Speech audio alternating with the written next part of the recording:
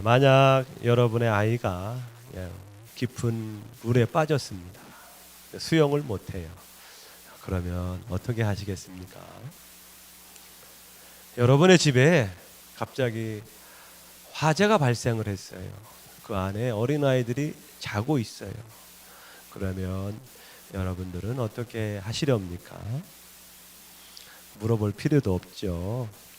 지금 당장 수단 방법 가리지 않고 물속에 빠진 아이를 건져내고 집안에 있는 아이를 끌어내야 되겠죠.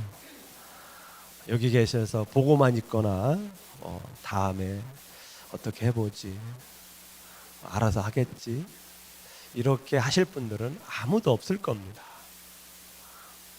몸으로 들어가서 물속에 들어가든지 불 속에 들어가서도 끌어낼 거예요. 시간이 없기 때문에. 지금 아니면 생명이 위태롭죠. 만약 여러분의 소중한 사람이 지옥을 향해 달려가고 있습니다. 여러분 어떻게 하시렵니까? 이 지옥은 한번 들어가면 나올 수가 없고 영원히 거해야만 합니다. 알아서 하겠지. 본인 믿음 본인이 아는 거지. 우리는 계속해서 전도에 관한 말씀을 듣고 있습니다. 예수님께서 이 땅에 오신 이유는 하늘의 복음을 전하기 위해서 오셨습니다.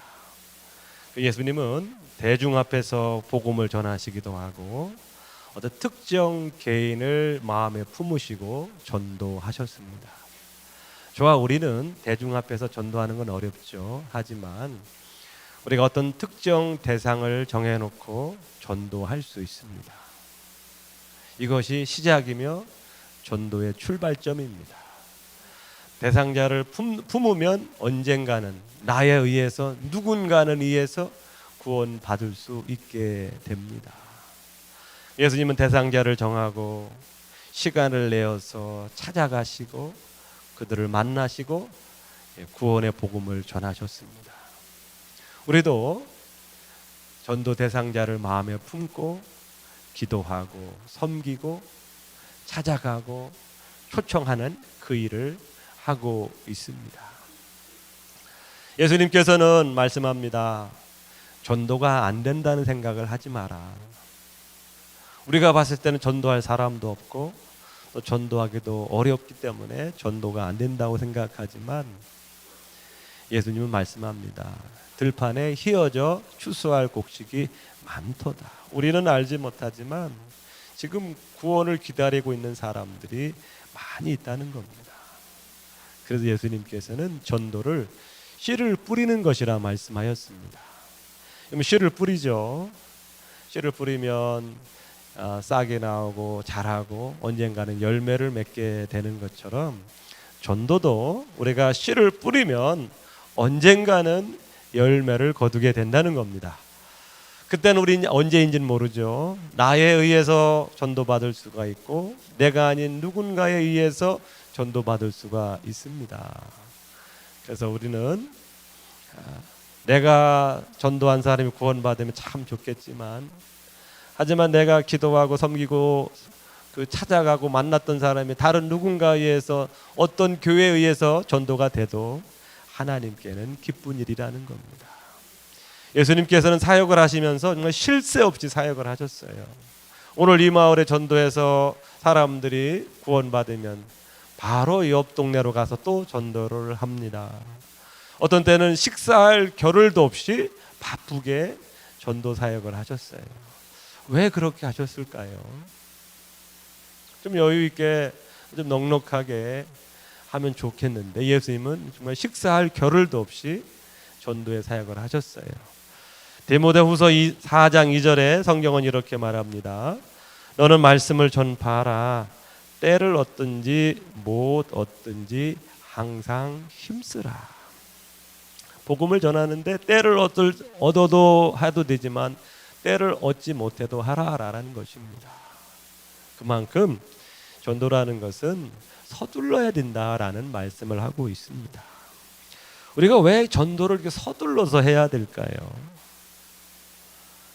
이유는 한 가지입니다. 시간이 많지 않기 때문입니다. 오늘이 몇 월 며칠이죠? 4월 21일입니다. 4월 달이 시작한 지가 엊그저께 같은데 벌써 21일이 지났어요. 다음 주면 마지막이고 5월 달이 시작이 됩니다. 우리는 우리 인생이 길다고 시간이 많이 남아있다고 생각을 합니다. 그렇기 때문에 전도할 기회도 많이 있다고 생각을 하고 있어요. 죽기 전까지만 전도하면 된다. 죽을 때쯤 되어서 예수님 믿으면 된다. 이렇게 생각하는 사람도 의외로 많습니다. 죽기 전에 예수님 믿으면 천국 가니까 내 할 일 다 하고 뭐 죽기 전에 그때 가서 예수님 믿지. 예수님과 함께 달린 그 강도도 죽기 직전에 예수님 믿어서 천국 갔는데 뭐 우리도 그렇게 하면 되지. 이렇게 생각하는 분들이 믿는 자들 가운데도 많습니다. 우리는 우리 인생이 길다고 생각합니다. 여기에 있는 젊은이들, 청년들은 앞으로 내가 80년, 90살까지 살면 이게 얼마나 길어요. 막 40년, 50년, 60년 그게 올 것 같지 않죠? 까마득한 먼 미래로 보이지만 하나님이 보실 때 우리 인생이 과연 길다고 하실까요? 시편 90편 10절 말씀입니다. 우리의 연수가 70이요 강건하면 80이라도 그 연수의 자랑은 수고와 슬픔뿐이요 신속히 가니 우리가 날아가나이다. 이런 말씀을 하고 있어요. 우리가 날아가나이다. 우리의 시간이 지금 날아가고 있다는 겁니다. 우리의 평균 연령은 70, 80이지만 날아간다라는 것입니다. 이런 표현이 맞을지는 모르겠지만 여러분 하루살이의 삶이 길을까요? 짧을까요? 우리가 봤을 때는 하루살이 너무나 짧아요. 하루밖에 못 살잖아요. 하나님께서 우리 인생을 보실 때 마찬가지라는 겁니다. 영원이라는 시간의 관점에서 우리의 70년, 80년은 밤의 한순간 같다라는 겁니다. 아침에 피어 자라는 꽃가 되어서 꽃가 같다는 거예요. 아침에 피었다가 저녁에 시들어버리는 그런 꽃가 같은 인생이고, 아침 무성한 안개와 같지만 햇빛이 들면 사라지는 안개와 같은 것이 우리의 인생이다라는 겁니다. 너무 가장법이 심한 것이 아닌가라고 생각되지만 하나님이 보실 때 또 인생을 많이 사신 분들을 보면 이게 맞는 표현이라는 거죠. 시편 90편 4절입니다. 주의 목전에는 천년이 지나간 어제 같으며 밤에 한순간 같을 뿐입니다. 이 말이 실감이 나시나요? 저건 너무 뻥이다, 가장되었다라고 생각되지만 이게 실제라는 거예요. 우리나라에 하루에 죽는 사람의 숫자가 얼마인지 아시나요? 저도 몰랐는데 870명 정도 된다고 합니다. 2022년 기준으로 870명이면 많을까요? 적을까요? 1년이면 얼마일까요? 31만 명이 넘습니다. 그러면 공주시가 10만 명이라 하면 이 공주시가 3개가 없어지는 거예요. 물론 태어나는 사람이 있기 때문에 어느 정도 유지가 되지만 지금은 태어나는 숫자보다 죽는 숫자가 더 많아졌다고 합니다. 그 인구가 서서히 줄어들고 있다고 합니다. 하루에 870명이면 많을까요? 적을까요? 완전 공주에서 하루에 800명 죽는다 그러면 난리 나겠죠. 근데 이 870명 중에 천국 가는 사람이 몇 명일까요? 10% 잡으면 10%도 많이 잡은 거죠. 진짜로 예수 믿는 사람 10% 잡으면 많으면 80명, 90명 천국 가는 겁니다. 그러면 800명은 어디로 갑니까? 날마다 800명의 사람이 지옥으로 가는 겁니다. 하나님께는 이 숫자가 너무 많은 거예요. 우리나라가 870명이면 전 세계적으로 합치면 이게 얼마나 되겠어요? 엄청난 숫자죠. 엄청난 사람들이 지금 어디로 가고 있습니까? 지옥으로 가고 있다는 거예요. 우리에겐 그게 보이지 않고 느껴지지 않고 그게 뭐야 나하고는 관련이 없다라고 생각되지만 하나님의 입장에서는 이게 너무나 큰 사건이고 너무나 지금 위험한 일이라는 겁니다. 안타깝고 아쉬운 일이라는 겁니다. 죽는 사람은요, 어머니 뱃속에서 시작하여 70년, 80년의 삶을 마치고 이제 죽습니다. 그러면 지나간 날이 한순간같이 느껴지는 것이죠. 하나님 보실 땐 시간이 너무 없습니다. 시간이 짧아요. 그렇기 때문에 복음을 전하라고, 복음을 전파하는 데 힘쓰라고 말씀하고 있습니다. 70년, 80년을 살면서 하늘나라의 복음을 몇 번이나 들을까요? 몇 번이나 한번 교회에 와볼까요? 많지 않겠죠.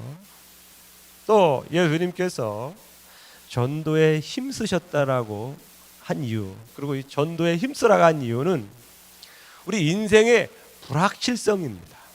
이게 무슨 말입니까? 평균적으로 70년, 80년을 살지만 이것은 보장된 게 아니라는 겁니다. 누구나 다 70년, 80년의 삶을 사는 게 아니라는 거예요. 우리는 건강하고 장수의 삶을 기대하지만 그 어느 누구도 장담할 수 없다는 거예요. 80년, 90년 살 수 있으실 것 같아요? 아무도 장담할 수 없다는 겁니다. 우리 앞날에 어떠한 일이 일어날지 모릅니다. 다른 사람에게는 불행한 일이 일어나도 나에게는 그런 일은 일어나지 않을 거야 라고 하는 어떤 근거 없는 확신을 갖고 살아가죠. 또 그런 확신 속에 살아가야 마음이 평안하죠. 하지만 인생의 수많은 불행에서 예된 사람은 없습니다.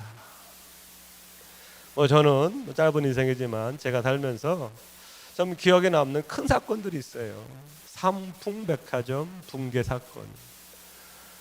그것이 1995년에 일어났죠.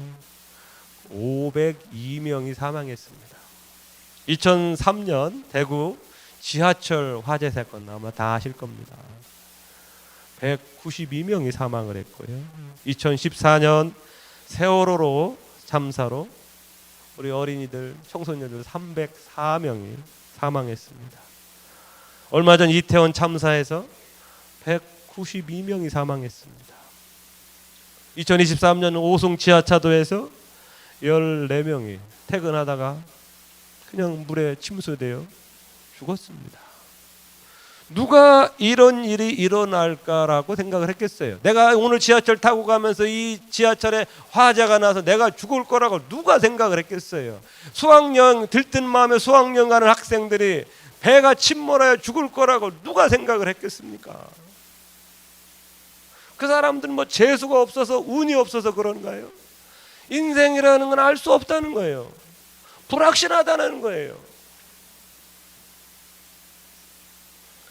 하루 교통사고 사망자가 몇 명인지 아십니까?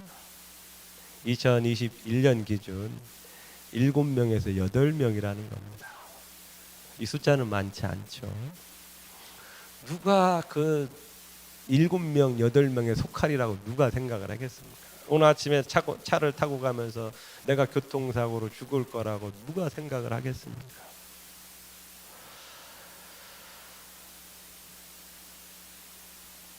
(40대) 이후로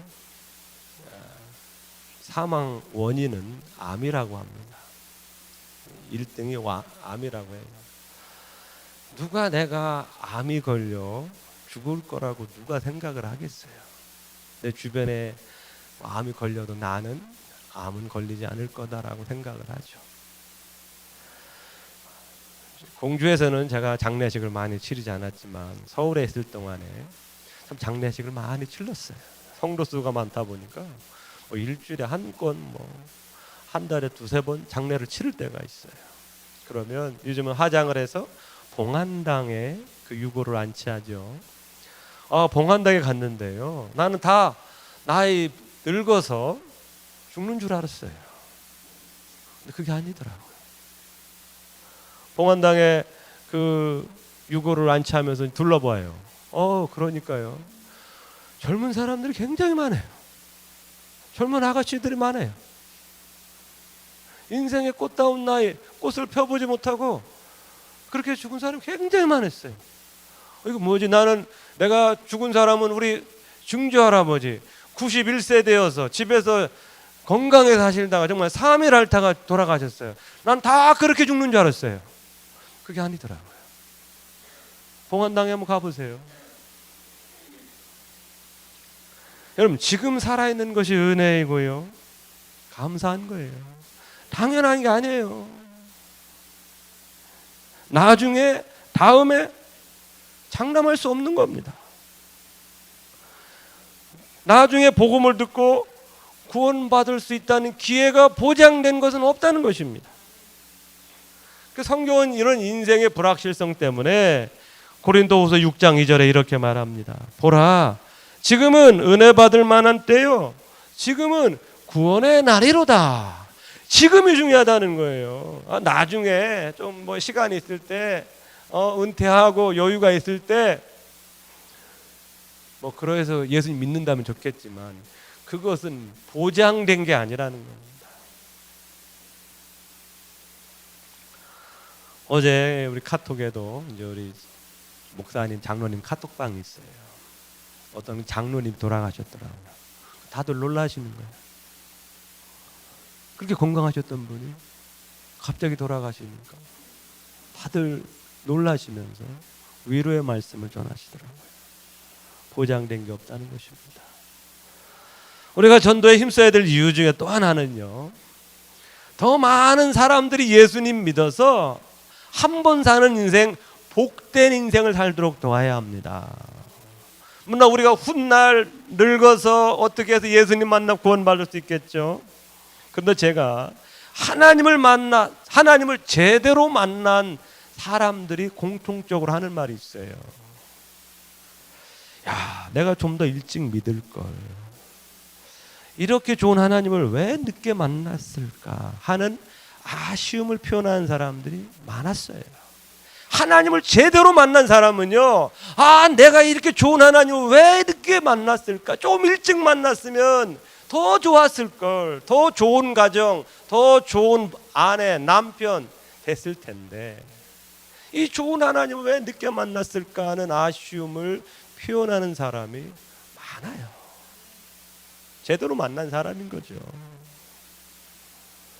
짧은 인생에 좋으신 하나님을 일찍 만나 복을 누리며 사는 인생이 복된 인생입니다.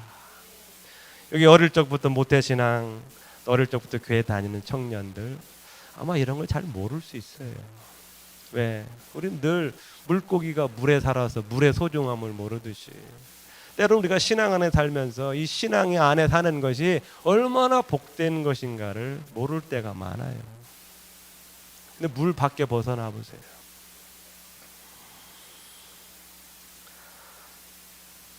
짧은 인생, 불확실한 인생, 시간이 많지 않습니다. 복음을 들을 수 있는 기회가 영영 오지 않을 수 있다는 것입니다. 전도라는 것은요, 영생을 얻을 수 있는 기회를 제공하는 겁니다. 우리 아니면 이 기회를 전할 수 있는 사람이 없다는 것입니다. 내 주위에 있는 사람에게 복음을 전할 수 있는 사람은 내가 될 수 있다는 것입니다. 어떤 분이 그래요. 자기한테 이제까지 전도한 사람이 한 명도 없었다. 교회 가자고 말한 사람이 한 명도 없었다는 겁니다. 자기 주변에 교회 다니는 친구들이 많은데 자기한테는 교회 가자고 말을 한 사람이 한 명도 없었다는 거예요. 오늘 본문은요, 너무나 중요한 말씀입니다. 왜 중요하냐? 하나님은 누구나 구원을 얻을 수 있도록 만들어 놓으셨다는 겁니다. 13절입니다. 함께 읽겠습니다. 누구든지 주의 이름을 부르는 자는 구원을 받으리라. 누구든지. 같이 해보겠습니다. 누구든지 구원받을 수 있다는 거예요. 구원받는 게 어렵고 막 힘든 게 아니라는 거예요. 어떤 구원받는데 조건을 달아놓고 너 그 조건을 이루면 구원해 줄 거야, 이런 조건이 아예 없다는 거예요. 그래서 복된 소식이라는 겁니다. 예를 들어 조건을 달아서 돈을 얼마 이상 들여 가서 산에 가서 돌을 닦아. 10년 이상 돌을 닦아. 어느 정도 공부를 해. 만약 이런 조건을 달아놓는다면 글을 못 배운 사람은 어떻게 할 거예요? 몸이 불편해서 돌을 못 닦는 사람은 어떻게 할 거예요? 가난하게 태워서 드릴 돈이 없다면 어떻게 하겠어요? 하나님은 아예 이런 조건을 달아놓지 않으셨어요. 누구든지 주의 이름을 부르는 자는 구원을 얻으리라. 이건 믿는 건 누구나 할 수 있는 거예요. 우리 어린아이도 장년도 믿는 건 누구나 할 수 있어요. 오늘 이 자리에 나와 있는 것은 우리가 믿음의 행인 거예요. 길을 걸어갈 때도 신호등을 건널 때도 다 믿음을 갖고 건너가는 거예요. 불이 들어왔기 때문에 저쪽에 차가 멈출 거라는 내 안에 믿음이 있기 때문에 그 신호등을 건너는 거 아니겠어요? 사람은 누구나 믿음을 소유할 수 있습니다. 이런 믿음을 사용해서 예수는 믿으면 누구든지 구원받을 수 있다는 겁니다. 예를 들어서 구원을 받는 걸 어렵게 만들어놔서 조건을 만들어놔서 그 조건을 이루지 못한 사람, 나중에 하나님 앞에 가서 하나님이 책망하실 수 없을 수 있어요. 왜? 가난하게 태어서 글자를 못 배운 사람한테 글을 공부해서 이 정도 지식이 되어야 구원받는다 이렇게 한다고 그러면 그건 불공평한 거 아닙니까? 돈이 없어서 정말 하루 살기도 힘든데 그래서 돈 얼마 바치라 이런 조건을 달아놨어요. 그럼 그 돈을 못 드리면 불공평한 거죠.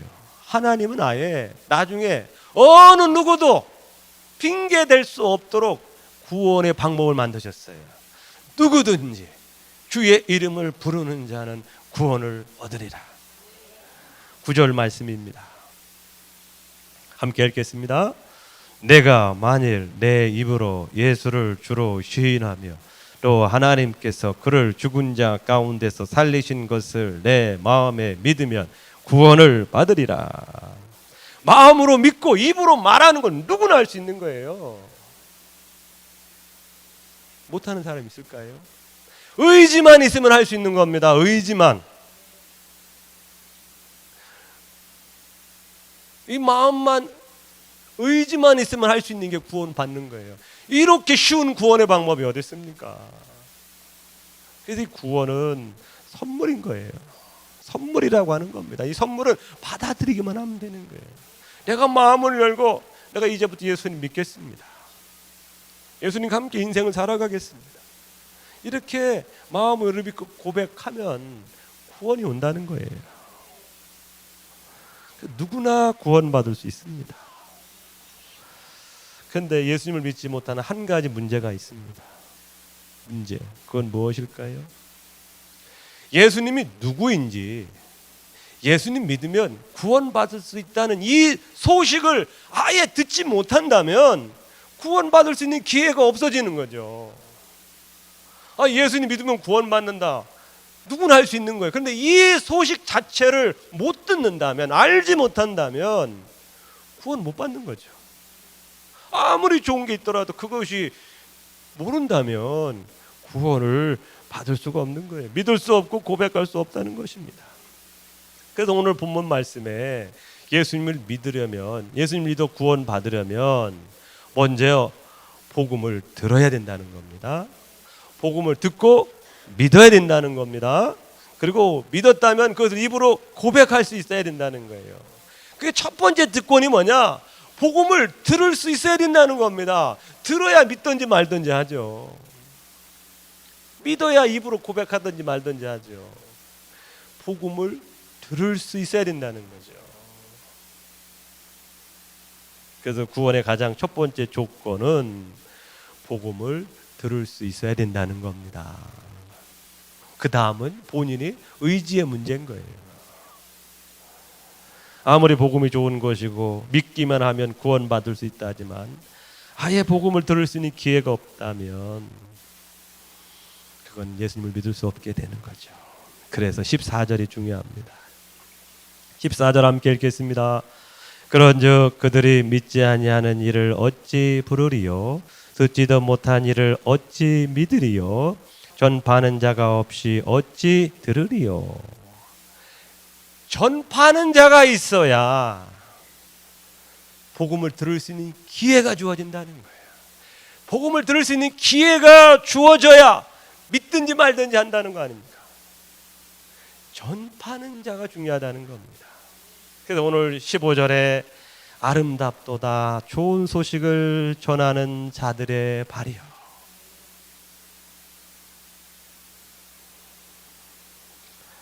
누가 전파하는 자입니까? 누가 전파하는 일을 해야 합니까? 그것은 먼저 믿은 우리들입니다. 복음을 듣고 믿은 우리들이에요. 하나님 우리를 보내십니다. 15절이죠. 보내심을 받지 아니하였으면 어찌 전파하리요. 하나님이 교회를 세우시고 우리에게 믿음을 주시고 훈련하시고 자라게 하셔서 보내시는 겁니다. 가라. 예수님은 말씀하고 있어요. 이것이 교회를 세운 이유입니다. 이것이 우리를 먼저 구원한 이유입니다. 축복을 주신 이유입니다. 은혜를 베푸신 이유예요. 너희들이 이 좋은 것 알았냐? 이것에 확신하냐?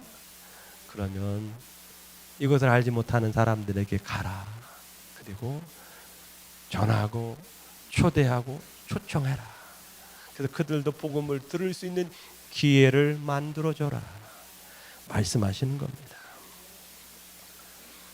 시간이 많지 않습니다. 인생은 보장되지 않았습니다. 그렇기 때문에 지금 해야 되는 것입니다. 여러분 옆에 있는 저런 걸 보면서 무슨 생각이 드시나요? 야, 이거 너무 가한 거 아닌가? 꼭 저렇게까지 해야 될 필요가 있을까? 이렇게 생각하시는 분도 있을 것이라 생각이 들어요. 마음이 불편하실 수 있을 거예요. 야, 저렇게까지 하면서 막 난리를 쳐야 하나? 시간이 없습니다. 오늘 말씀대로 시간이 없어요. 제가 이렇게 공주 하늘문에 와서 5년 가까이 시간이 되어가고 있습니다. 죄송합니다. 교회를 떠나신 분들이 많아 있었어요. 물론 다른 교회 가서 신앙생활 하시면 그래도 감사하죠. 하지만 교회를 떠나서 신앙생활을 하지 않는 분들이 많이 있어요. 제 잘못이고 저희 부족함입니다. 그래서 제가 주일날 예배하던 누가 주일날 빠졌는지 알 수 없어요. 물론 어느 정도 파악이 되지만 누가 빠졌는지 알지 못해요. 그래서 2주, 3주 지나면 몰라요. 제가 죄송합니다. 신경을 써야 되는데 다 볼 수 없으니까. 그래서 저희가 출석 체크도 하는 것이 바로 그런 거예요. 어떤 분들은 그것이 좀 불편할 수 있겠죠. 좀 교회가 자유롭게 교회까지 가서도 이렇게 이렇게 해야 되나. 하지만 담임 목사 입장으로서 교회를 잘 다니시던 분들이 교회를 떠나서 신앙생활하지 않고 있다면 얼마나 안타까운 일입니까? 저도 딸이 학교를 다녀요. 학교 하루만 빠지면 선생님한테 바로 연락이 와요. 우리 딸 어떻게 됐습니까?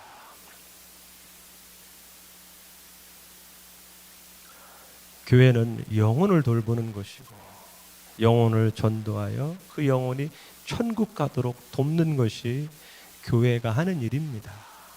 아멘.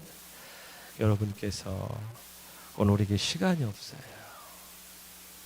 또 여러분 한 번 구원의 길을 가다가 세상의 길로 가면 돌아오기가 너무너무 어려워요. 너무너무 어려워요. 그것이 바로 세상입니다. 여러분 주님 꼭 붙잡고 가셔야 합니다. 어렵고 힘드셔도 주님 꼭 붙잡고 가셔야 돼요. 그것이 축복의 길임을 믿으시기 바랍니다. 기도하겠습니다.